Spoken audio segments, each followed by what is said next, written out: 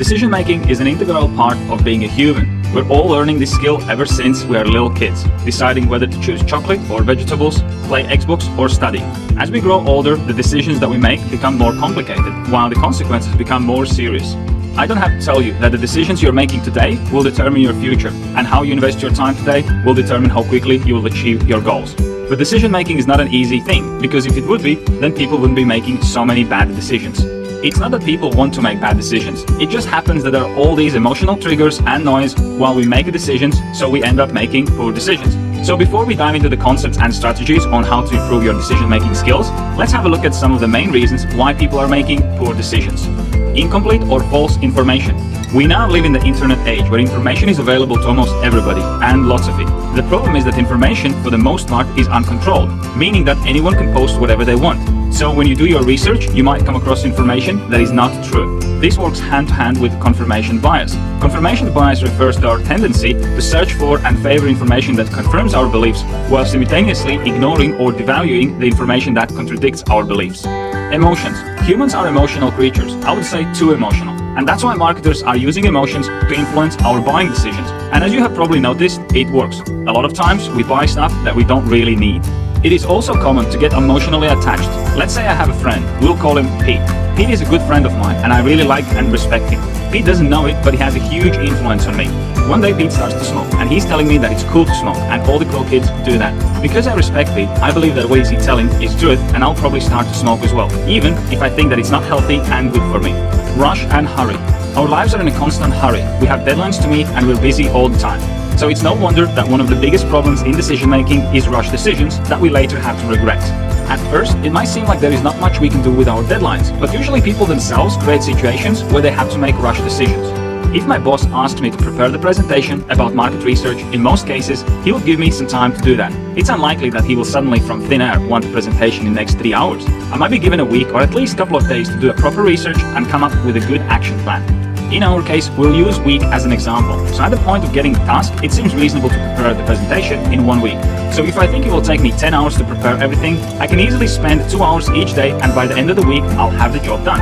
But this is not what the most people will do. Most people will procrastinate till the last day and then be like, oh my God, I have so little time left and my boss needs a presentation today. And when you're in a position like this, you'll probably make a bad decisions. As you can see, we're surrounded by an environment that can have a huge influence on how we're making our decisions. And this environment in no way is helping us to make good decisions in our life. So we have to be smart about how we're going to tackle this so needed skill of decision making. Number 1, decisions must go in line with your goals. When you have to make a decision, you should think about how this decision will impact your goals.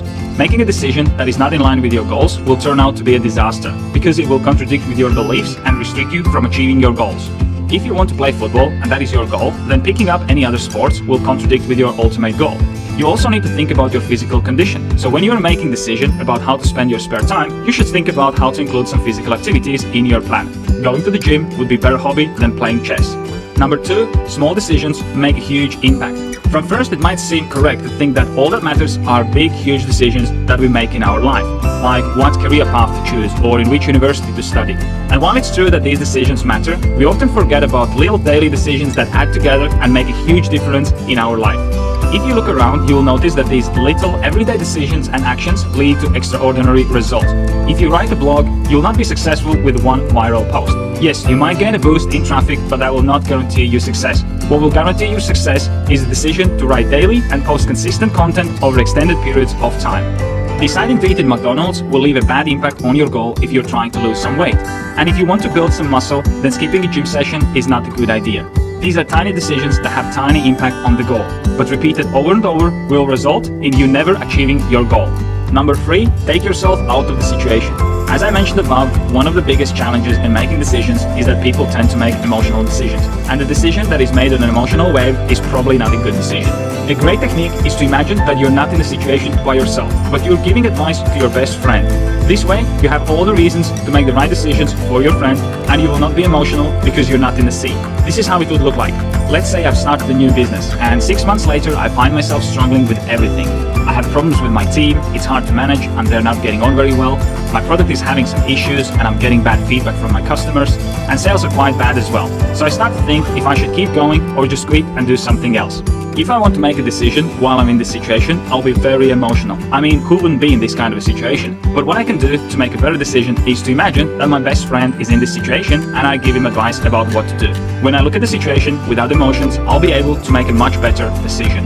Another great tip that I use myself quite often is making just good enough decisions.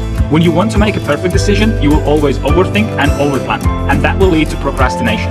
Remember that all the decisions that you make can be changed. As you grow your knowledge and experience, you will change your decisions to better ones.